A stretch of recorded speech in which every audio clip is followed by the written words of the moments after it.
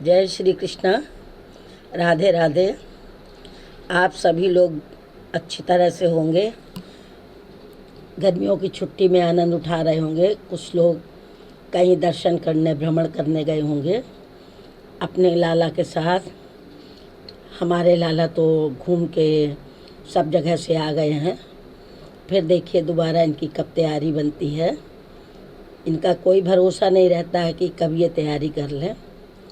Please अगर मेरा video आप लोगों को अच्छा लगे तो लाइक किया करिए, शेयर किया करिए, सब्सक्राइब किया करिए और सपोर्ट कीजिए। आज मैं एक नए टॉपिक पर वीडियो लेकर आई हुई हूँ। कुल देवी कुल देवता। हम लाख कहीं भी दर्शन करके आ गए हों, बहुत दूर दूर तक दर्शन किया, सारे तीर्थ गए, अगर हमारी कुल देवी प्रसन्न नहीं है, कुल देवता प्रसन्न नहीं है, तो सारा तीर्थ बेकार है, सारे दर्शन बेकार हैं। आदमी कहावत कहता है कि घर के देवी देवता प्रसन्न हैं तो आपके पितर प्रसन्न हैं। सारे कष्ट, दुख, दर्द, निगेटिव ऊर्जा आपके घर से, धन धान में बरकत, ये सब कुल देवी और कुल देवता के प्रसन्नता के कारण प्राप्त होता है। घर में शांति, मनमोहक, हमारे पितृ प्रसन्न है तो सब कुछ हमको अपने घर में ही प्राप्त होता है। कहीं भी आप चारों धाम हो आइए, कहीं भी तीर्थ व्रत कराइए, अगर हमारी कुल देवी प्रसन्न है तो सब कुछ हमको यही मिल जाता है। वैसे तो दर्शन हमको जवानी में हाथ पैर रहते, इसके लिए कोई उम्र नहीं होती है कि जब अभी तो हमारी कम उम्र है, अभी तो हमें जिम्मेदारी है परिवार की। परिवार को भी लेके जाइए, बच्चों को लेके जाइए, हाथ पैर चलते चलते तीर्थ कर लीजिए। फिर बुढ़ापे में चारों धाम आपके यहीं पर हैं।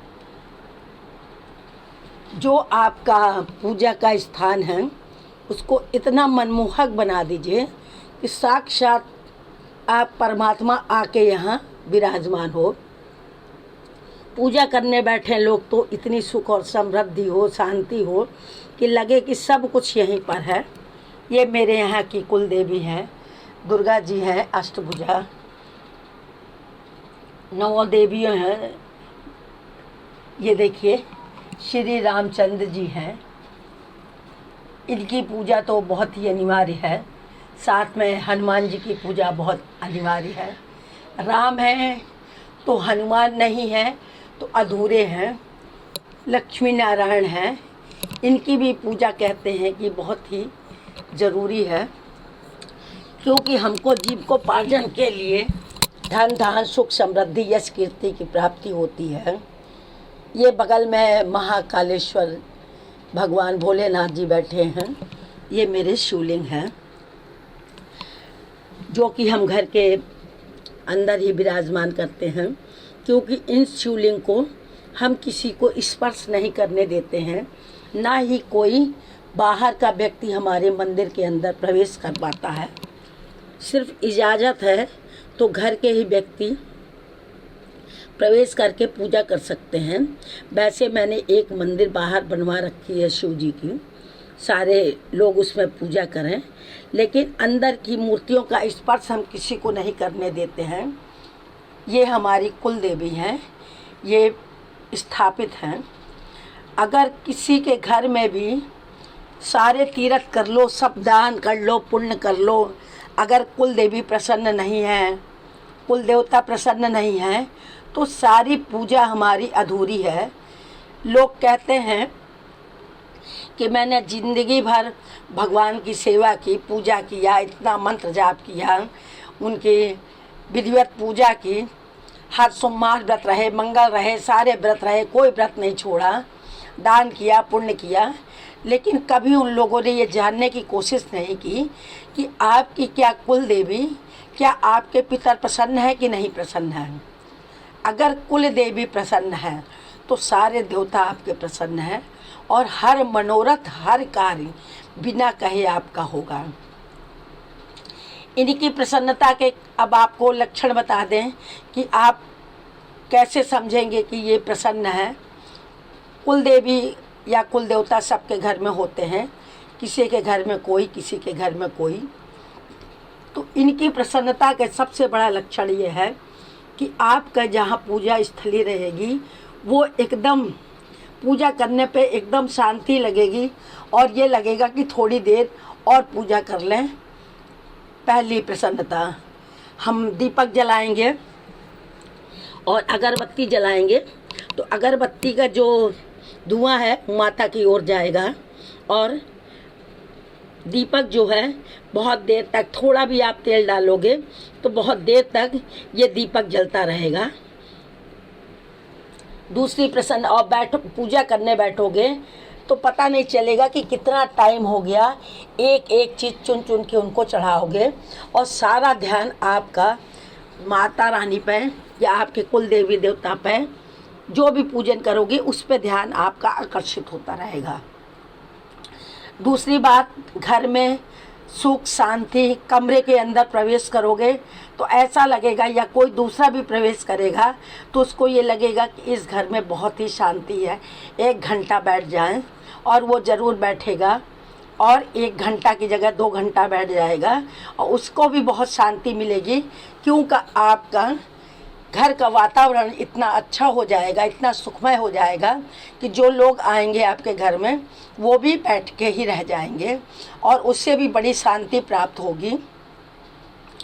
तथा इसके साथ साथ घर में खुशबू का आना, कभी लगेगा कि हवन की खुशबू आ रही है, कभी लगेगा कि आपके घर में सेंट की महक आ रही है, सुंदर सुंदर महक आ रही है, कभी लगेगा कि आपके यहाँ बेला की खुशबू आ रही है, कभी लगेगा कि सुगंधित अगरबत्ती की खुशबू आ रही है।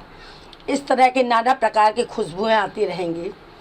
तीसरी बात, आपके घर में तितली का आना। अगर आपकी कुल देवी प्रसन्न है तो देखिए, ज़रूर देखिए, मेरे घर में तो अक्सर तितलियाँ कभी 3-4, कभी 5-6, कभी तो 9-9 तितलियाँ आके और बैठ जाती हैं कि हम पंखा चलाना बंद कर देते हैं कि इनको कष्ट ना हो। दूसरी बात, जब हम मंदिर साफ करते हैं तो हम उनसे ये कहते हैं कि माता रानी आप थोड़ा देर के लिए स्थान छोड़ दीजिए, हम मंदिर की सफाई करेंगे, आपके वस्त्र बदलेंगे। तो देखते हैं कि मेरे कमरे में, छत पे, कमरे में तितलियां इतनी चिपकी रहती हैं कि 8-9 तितलियां हर कलर की अलग अलग चिपकी रहती हैं। जब मैं सुसज्जित कर लूँगी मंदिर, अपना सफाई कर लूँगी, माता रानी के कपड़े बदल दूँगी। रोज़ तो कपड़े बदलना असंभव है, लेकिन त्योहार पे जब बदलती हूँ या इनके कपड़े जैसे गंदे हो गए हैं तो बदलती हूँ, तो जब बदल के उनका आवाहन करूँगी कि आइए अपना स्थान ग्रहण करिए, तब वो तितलियाँ अपने आप लोप हो जाएंगी। दूसरी बात, चिड़ियों का चहकना, पक्षियों का घर में आना, सुबह गाय का घर में आना, ये सब ये दर्शाता है कि आपके घर में माता रानी प्रसन्न है। हर व्यक्ति को, हर लोगों को अगर कुल देवी कुल देवता किसी के जिसके प्रसन्न हैं और पितर प्रसन्न हैं तो स्वप्न में अच्छे स्वप्न आएंगे। जैसे आपके यहाँ कोई बाधा आ रही है तो किसी ने आके आपको बचा लिया। दूसरे बात यह है कि जैसे आपके पितृ भी दिखाई देंगे तो प्रसन्न रूप में दिखाई देंगे, श्वेत कपड़े में दिखाई देंगे और मुस्कुराते हुए दिखाई देंगे, तथा ऐसा लगेगा कि वो आपको कुछ दे के जा रहे हैं। अगर आपके घर में कोई खुशियाँ आनी होगी तो आपको कुछ न कुछ स्वप्न के माध्यम से आके देखे जाएंगे। ये इनकी पहचान है। दूसरी बात, घर में, परिवार में लड़ाई झगड़ा नहीं होगा। अगर सास बहू हैं, देवरानी जेठानी हैं तो आपस में बहुत मेल रहेगा, प्रेम रहेगा। पति पत्नी है तो भी आपस में प्रेम रहेगा। मधुर आवाज़ सब बोलेंगे, सब एक दूसरे के सपोर्ट करेंगे। सबसे बड़ी प्रसन्नता यही है कुल देवी का घर में रहने का वास। कि घर के लोग भी इतने सजीव और शांत हो जाएंगे कि आपको ये नहीं पता चलेगा कि हमारे घर में सास है, बहू है। जो भी आप भोजन बनाएंगे, अगर कम भी भोजन बना है और उसमें 2-3 लोग बढ़ गए या आ जाते हैं मेहमान, तो उसी भोजन में आपका भोजन सबको पर्याप्त हो जाएगा। अब ये कुल देवी को, ये तो रहने की इनकी हो गई कि कुल देवी हमारी प्रसन्न है, कुल देवता हमारे प्रसन्न हैं। अब हमको इनको अगर नाराज़ भी हैं तो हमें इन्हें कैसे प्रसन्न करना है। सबसे पहले हर लोगों को ये जानकारी होनी चाहिए कि हमारी कुल देवी, हमारे कुल देवता कौन हैं। बड़ों से, पूर्वजों से या घर के किसी भी सदस्य से जानकारी कर लें, और जानकारी करने के बाद उनका एक बार अवश्य स्मरण करें, उनके नाम से उनकी स्थापित करें कि ये माँ, अगर किसी को नहीं भी मालूम है तो भी उनके नाम से स्थापित कर दें कि हे माँ कुल देवी, मैं नहीं जानती हूँ कि आप कहाँ पर कौन देवी हैं, लेकिन आप मुझे स्वप्न में आगाह कीजिए और अपना स्थान ग्रहण कीजिए। इस सेवक की भक्ति स्वीकार करिए और उनको रख दीजिए। तो स्वयं कुल देवी, जो भी आपकी कुल देवी होंगी, वो आपको आके स्वप्न के माध्यम से बता देंगी। अब ये थोड़ी देर से आपको ही समझना है। दूसरी बात, उनके लिए नित्य प्रतिदिन पूजा समय से, ये नहीं कि हम 12 बजे कर रहे हैं, 11 बजे कर रहे हैं। आप समय से उनकी पूजा करिए। नहा धो के, स्नान करके, स्वच्छ होके आसन बिछाइए। आसन बिछा के उनकी पूजा करिए। उनका दीप धूप दिया जला के उनका रखिए और उनको प्रणाम करिए। सबसे पहले कि हे माँ कुल देवी या कुल देवता, जो भी आप मेरे यहाँ हैं या जिनका नाम है, जैसे अब हमारे यहाँ तो हमको मालूम है कि हमारी कुल देवी कौन है। मैं आपको ये जो भी यथाशक्ति समर्पित है हमारे पास दे रही हूँ, क्योंकि इनको समर्पित करने के लिए हम कुछ भी नहीं दे सकते। मेरा कुछ भी नहीं है। फूल उन्हीं के बनाए हुए हैं, जल उन्हीं का है, जो भी हम इनको लाद के देते हैं वो भी उन्हीं का है, भोजन उन्हीं का दिया हुआ है, यहाँ तक कि ये शरीर हमारी भी उन्हीं की दी हुई है। तो हम उनको देने लायक नहीं हैं। लेकिन हे माँ, जो भी है आपका, आपको ही समर्पित करते हैं और आप इसे स्वीकार करिए। भक्ति भाव से प्रार्थना पूर्ण करिए और उनके दोनों समय दिया बत्ती करिए। हर वक्त मंदिर का दरवाज़ा न खुले, ना हर वक्त कोई प्रवेश करना चाहिए कि कहीं से भी आए मंदिर में हम प्रवेश कर गए। कोई भी गंदगी नहीं रखना है, साफ़ सफाई, साफ़ सुथरा रखना है। जितने अच्छे ढंग से सुसज्जित हो सके हम उतने अच्छे ढंग से सुसज्जित करें। और भोजन, जो भी हमारे घर में भोजन बने, उसको हम प्रसाद रूप में सबसे पहले माता रानी का, कुल देवी का, और जो भी आपके घर में विराजमान है देवी देवता, उसका भोग लगाएं। गौ अग्रास निकालें दोनों। जिसमें अगर लहसुन प्याज है तो लहसुन प्याज का भोग न लगाएं। इसलिए जो भी आपके पास है, भोजन का भोग इनको ज़रूर लगना चाहिए।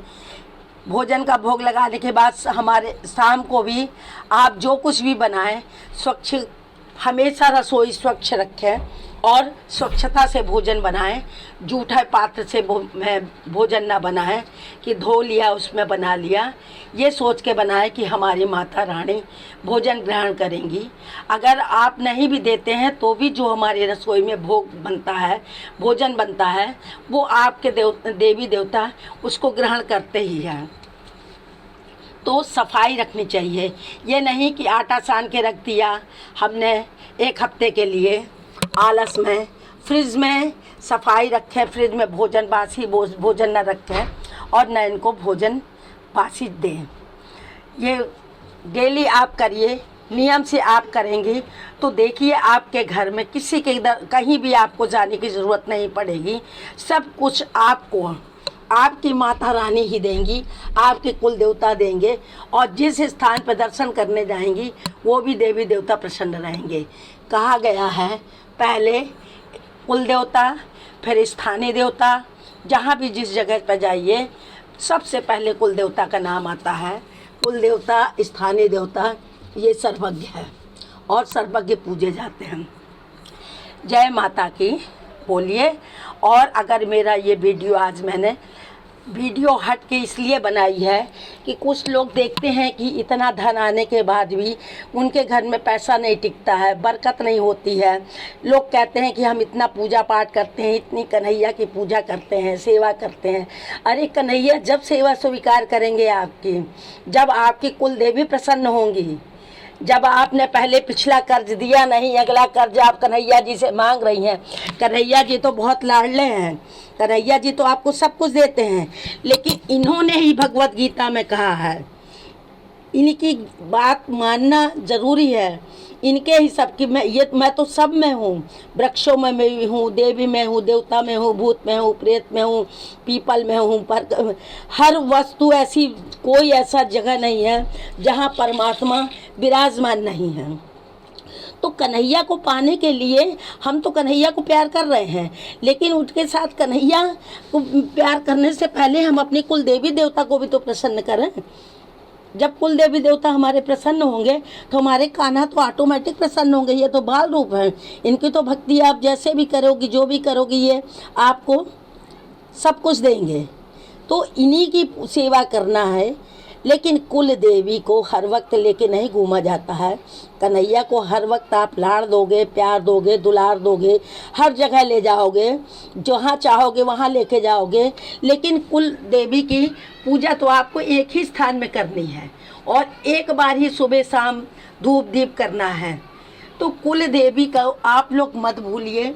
अगर आपके घर में कुल देवी प्रसन्न है तो आपके पितर प्रसन्न हैं। आपके पितर प्रसन्न हैं तो आपके घर में कहीं भी आपको जाने की आवश्यकता नहीं है, सब कुछ आपको यहीं मिलेगा। आप थोड़े से ही पैसे में रुकेगा, हर कार्य होगा और जो भी काम करेंगे आपका हर काम सफल होगा। जय माता की, जय हो कुल देवी की, जय हो माता रानी। जिस तरह से मेरा कल्याण करी हैं, मेरे परिवार का कल्याण करी हैं, उस तरह से आपके यहाँ भी जो भी कुल देवी हैं, कुल देवता हैं, वो भी कल्याण करें। बोलो जय माता की। आज ये वीडियो मैंने हट के बनाया है इसलिए कि कुछ लोगों का कहना है कि माता जी हम इतनी सेवा करते हैं कन्हैया जी की, लेकिन फिर भी हमारे घर में ये दिक्कतें हैं। तो वो दिक्कत है, इसलिए मैंने ये वीडियो बनाई है। और आप सबको आशा करते हैं कि ये वीडियो अच्छी लगी होगी, और अच्छी लगे तो प्लीज़ सब लोग लाइक करिए, शेयर करिए, सब्सक्राइब करिए। और ये वीडियो अगर पसंद आएगा तो इस तरह की मैं वीडियो और भी बनाती रहूँगी। राधे राधे, सबको नमस्कार। जय माता की, जय हो सबकी कुल देवी की। राम राम। प्लीज़ लाइक करिए, शेयर करिए, सब्सक्राइब करिए। थैंक यू, धन्यवाद। खुश रहिए, अपने कुल देवी को मनाते रहिए, अपनी कुल देवी के साथ खुश रहिए और धन धान सुख समृद्धि यश कीर्ति पाइए। अपने ही घर में चारों धामों की स्थापना कीजिए। जय माता की।